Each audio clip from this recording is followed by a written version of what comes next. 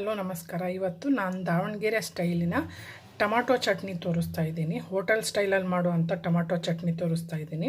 3 tomato, ಒಂದು ಅರ್ಧ ಈರುಳ್ಳಿ, ಕೊತ್ತಂಬರಿ, ಇದು ಶುಂಠಿ, ಜಿಂಜರು, ಗಾರ್ಲಿಕ್ಕು ಒಂದು 4 ತೊಗೊಂಡಿದ್ದೀನಿ. ಲೆಮನ್ ಜ್ಯೂಸು, ಹುಣಸೆಹಣ್ಣು ಹಾಕ್ತಿಲ್ಲ, ಲೆಮನ್ ಜ್ಯೂಸ್ ಹಾಕ್ತಿದ್ದೀನಿ. ಹಾಗೆ ಸಾಲ್ಟು. ಈಗ ಮಾಡೋ ಮೆಥಡ್ ಇದು ಫಸ್ಟು ಆಯಿಲಲ್ಲಿ ಸ್ವಲ್ಪ ಫ್ರೈ ಮಾಡ್ಕೋಬೇಕು. ಕಟ್ ಮಾಡ್ಕೊಂಡು ಫ್ರೈ ಮಾಡ್ಕೊಳ್ತೀನಿ.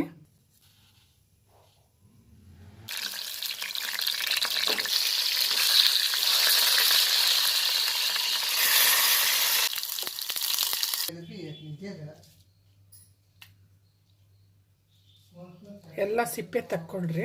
ಈ ಥರ ಸಿಪ್ಪೆ ಬಂದ್ಬಿಡುತ್ತೆ. ಶುಂಠಿ, ಬೆಳ್ಳುಳ್ಳಿ, ಒಣಮೆಣ್ಸಿನ್ಕಾಯಿ ಇದ್ದರೆ ಒಣಮೆಣ್ಸಿನ್ಕಾಯಿ ತೊಗೊಳ್ಳಿ. ಅದಿಲ್ಲ ಅಂದರೆ ಖಾರದ ಪುಡಿ ಆಪ್ಷನ್ ಇದೆ, ಆ ಖಾರದ ಪುಡಿ ಕೂಡ ಹಾಕೋ.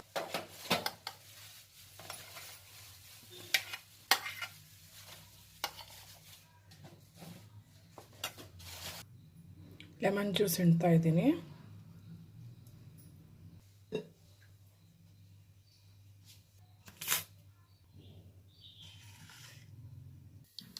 ಸಾಸಿವೆ ಹಾಕಿದ್ದೀನಿ.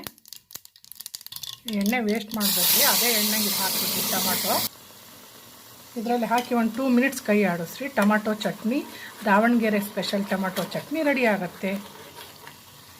ಓಕೆ, 2 ಮಿನಿಟ್ಸ್ ಆಯಿತು. ಸ್ಟವ್ ಆಫ್ ಮಾಡಿದ್ದೀನಿ.